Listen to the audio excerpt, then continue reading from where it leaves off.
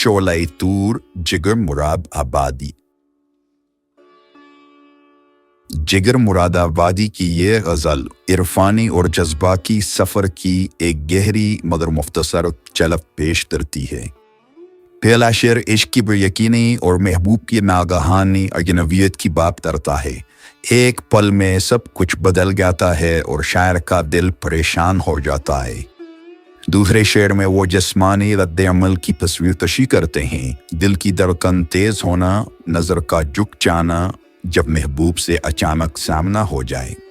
تیسرا شعر عشق کو احسان قرار دیتا ہے۔ یہ درد نہیں بلکہ ایک نعمت ہے جو انسان کی حالت، رنگ اور باطن کو بدل دیتی ہے۔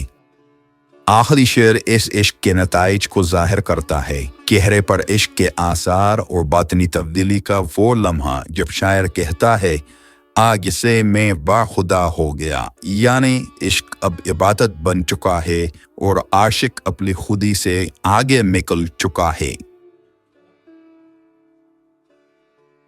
دور اول یعنی مشکیاتی جگر۔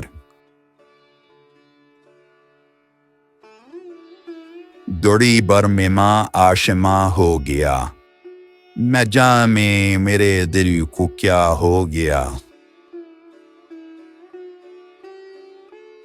درخت میں لگا دن نظر جھک گئی، تبھی ان سے جب سامنا ہو گیا۔